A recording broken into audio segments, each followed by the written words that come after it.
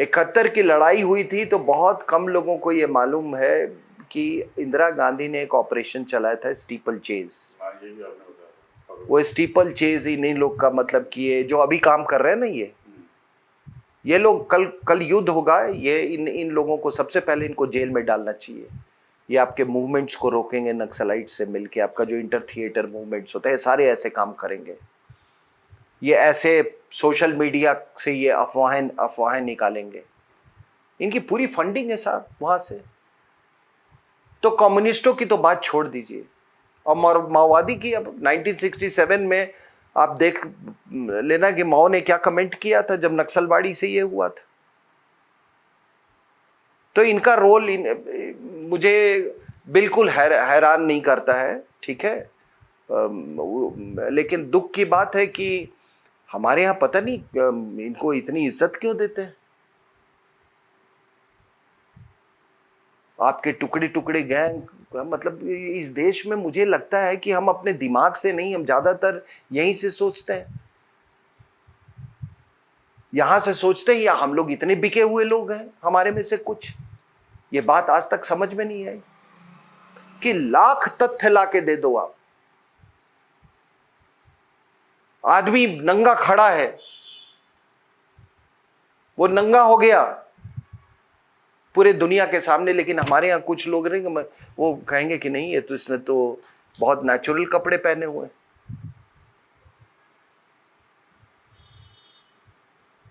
अब हम लोगों का जैसे यही, हम तो यही मशक्कत कर सकते हैं कि हम आपके पास सामने तथ्य लाए। तो तथ्य ये है कि कम्युनिस्ट पार्टी का तो मैं समझ सकता हूं, लेकिन जो दूसरी पार्टियां जो हैं, और दूसरी पार्टियां में मेन स्ट्रीम, मैं कांग्रेस पार्टी की बात कर रहा हूं। मैं कभी भी, मैं आपको बता, मेरा कोई राजनीतिक, न मेरा कोई एम्बिशन है, न मुझे कोई लालसा है, क्योंकि मुझे मालूम है कि आप जब भी कोई काम लालसा से करते हैं, सरस्वती उस दिन मेरे को छोड़ देगी। इस बात पर मेरा पूरा विश्वास कि जब आप किसी से कुछ लेना चाहते हैं ना, वो समझ जाता है वो आदमी। और अगर आप किसी के पास जाते हैं, वो जानता है कि ये इसको मेरे से कुछ लेना नहीं, आप उसकी आंखों से आंखें में डाल दें। इसीलिए आपको कुछ पार्टियों में लोग, जिस पार्टी की मैंने बात की, वो सब आपको ज्यादातर लीचड़ की तरह लोग लेंगे, उनको सब कुछ न कुछ चाहिए। वो हैदराबाद का गवर्नर भी जो था ना एक, जिसके वो वीडियो वायरल हुए थे, उसको बुढ़ापे में भी कुछ न कुछ चाहिए था। किस लिए चाहिए था? वो एक बड़ा वकील है अपने आप को, उसका भी वीडियो वायरल हुआ था, तो आपने देखा कि उसको भी क्या चाहिए है उसको, क्योंकि वो वकालत के पैसे से उसका दिल भरा नहीं, तो उसको ये। तो देखिए, ये सबसे दुखद ये है कि मैं हमेशा से कहता था कि जब से ये महिला आई है, विदेशी महिला, ये by upbringing and by propensity, ideological propensity, ये बेसिकली माओइस्ट, लेफ्टिस्ट भी नहीं, माओइस्ट। अब हुआ क्या कि कुछ अंतर्राष्ट्रीय खेल खेले जाते हैं। जो इंट एजेंसीज होती है ना, वो इंट एजेंसीज कैसे कंट्री को इन्फ्लुएंस करती हैं? कुछ पॉलिटिशियंस को,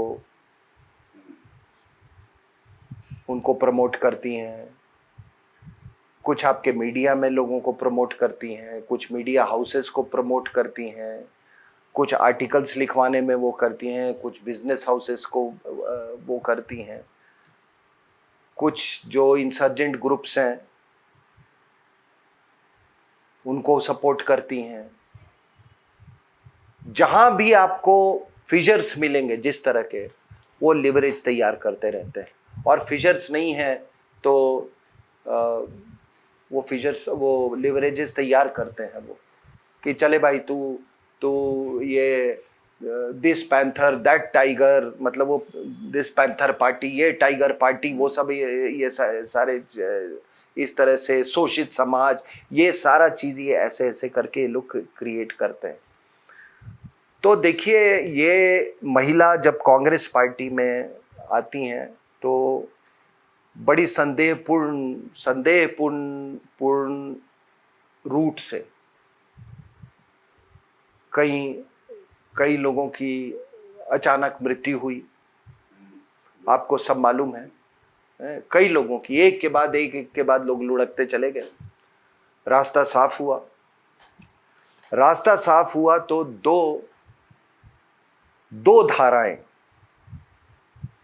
दो धाराएं कांग्रेस में बनी। एक वो टोपी वाला धारा जो थी, लेजिटिमेसी के लिए तो उनको रखना था, और दूसरी धारा जो थी वो मैडम की धारा थी, वो माओइस्ट वाली धारा। अब वो टोपी वाले में तो सब दो चार एक बच गया, वो भी बेचारे वो बुजुर्ग आदमी कमर से झुक गए हैं, उनको वो बस फोटो ऑप्स के लिए उनको डाल दिया जाता था। बाकी जो आप जो कम्युनिस्ट कंट्रीज में जो वो देखते हैं ना, कम्युनिस्ट कंट्रीज में जो अरेंजमेंट की, the party is more powerful than the government. ठीक है, इसीलिए आप देखेंगे कि चाइना में अभी जैसे शी जिनपिंग जो है वो पार्टी का भी हेड है, उसका भी हेड है, मतलब हेड ऑफ स्टेट भी है, और वो चेयरमैन भी है मिलिट्री कमीशन का, वो तीनों चीज़, और उसने डिक्लेयर कर। तो उसी तरह इस विदेशी महिला ने क्या किया कि इसने ये बताने की कोशिश की कि ये पार्टी जो है वो मैटर करता है, ये जो प्राइम मिनिस्टर है ये तो मेरा चुना हुआ सेलेक्टेड प्राइम मिनिस्टर है। समझ रहे हैं मेरी बात? वो सेलेक्टेड प्राइम मिनिस्टर के लिए इसलिए भी जरूरी पड़ी कि एक दूसरा खेमा जो है अंतर्राष्ट्रीय पॉलिटिक्स में, वो चाहता था कि सरदार जी बने। उनके अपने कैलकुलेट, दोनों ब्लैकमेल करते हैं, एक दोनों ब्लैकमेल कर, जैसे कोल्ड वॉर में भी होता था, नए कोल्ड वॉर में चाइना है। लेकिन इन्होंने कहा, दिखाया कि भाई पावर जो है यहां से कंट्रोल हो रहा है। तो इसने फिर नेशनल एडवाइजरी काउंसिल का गठन किया।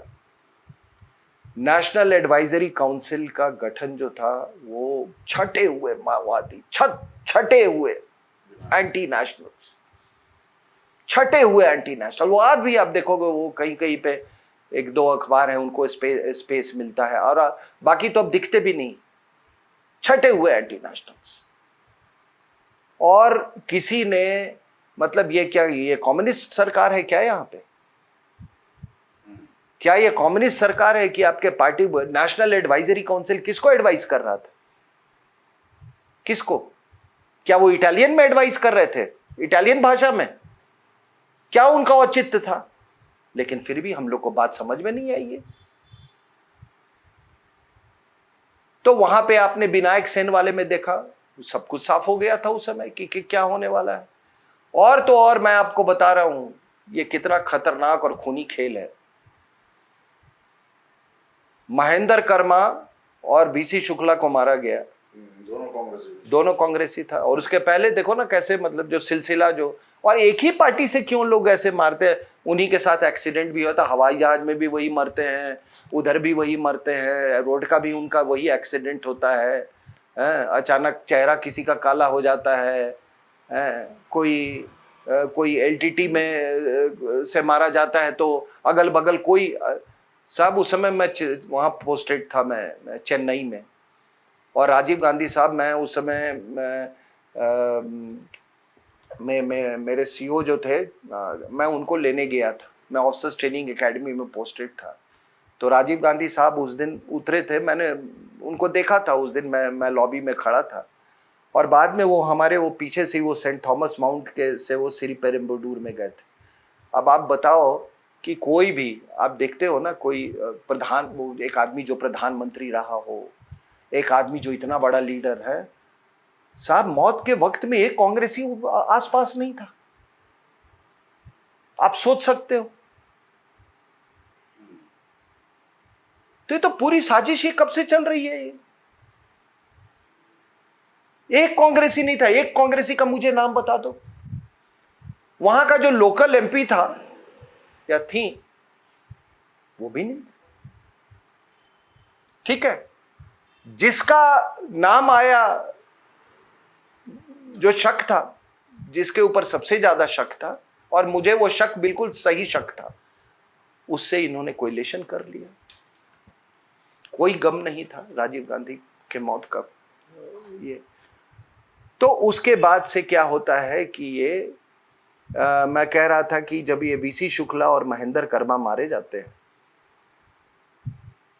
वो बड़ा मार्मिक दृश्य था, जिस तरह से उनको गोलियों से भूंज डाला था।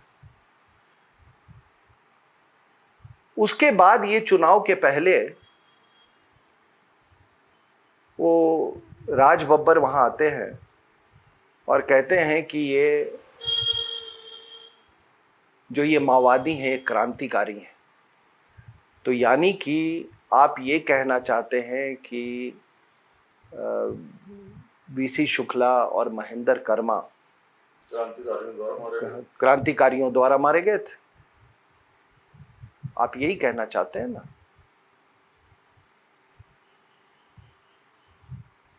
उसके बाद इन्होंने क्या किया कि जो सबसे, जिसका सबसे ज्यादा, जिस पर शंका थी, उसका नाम इस पूरे उसमें, ये गाड़ी में जा रहे थे, 2-3 आदमी थे, बाकी को मार दिया, इन शख्स को छोड़ दिया। वो आज इंडस्ट्रीज मिनिस्टर हैं वहां पे, जब कांग्रेस की सरकार आई है। उसका नाम है कवासी लखमा। उस लिखना पढ़ना वो नहीं जानते। तो अब तो माओवादियों को कोई पैसे भी नहीं उगाने हैं। और वो एरिया, ये बड़ा सोच समझ के, छत्तीसगढ़ का जो इलाका है ना, बड़ा रिच है मिनरल्स में। इसकी मैं पूरी इतिहास, आप कभी बात करेंगे तो मैं आपको बताऊंगा कि वहाँ पर कौन कौन से मिनरल्स है और क्या क्या वहाँ धंधा चल रहा है शुरू से, और क्यों वहाँ माओवादियों को बिठाया गया है और उनका लिबरेटेड जोन क्रिएट किया गया है। तो ये महिला, जो विदेशी महिला हैं, इनका ये पूरा माओवादी, अंदर से माओवादी हैं। अब होता क्या है कि आपको मैं फिर 2008 में लाता हूं। 2008 में बात शुरू होती है इंडो यूएस न्यूक्लियर डील्स। ठीक है, अब सरदार जी पे भी बहुत प्रेशर था। मैं मेरिट्स डिमेरिट्स पे नहीं जा रहा हूं न्यूक्लियर डील के, ठीक है ना। तो उन पर भी बहुत प्रेशर था। अब ये जब लेफ्टिस्ट ने इसको अपोज किया, तो सरदार साहब ने कहा कि मैं रिजाइन कर दूंगा। आपको मालूम है उसके बाद जो गर्मा गर्मी, बहस, लेन देन, आगे पीछे जो भी चला, सबसे ज्यादा समस्या विदेशी महिला को था। विदेशी महिला ने बहुत कोशिश किया। वो तो कहती थी कि मैं वामपंथियों के उसमें मैं बड़ा खुश रहती हूँ, कंपनी में।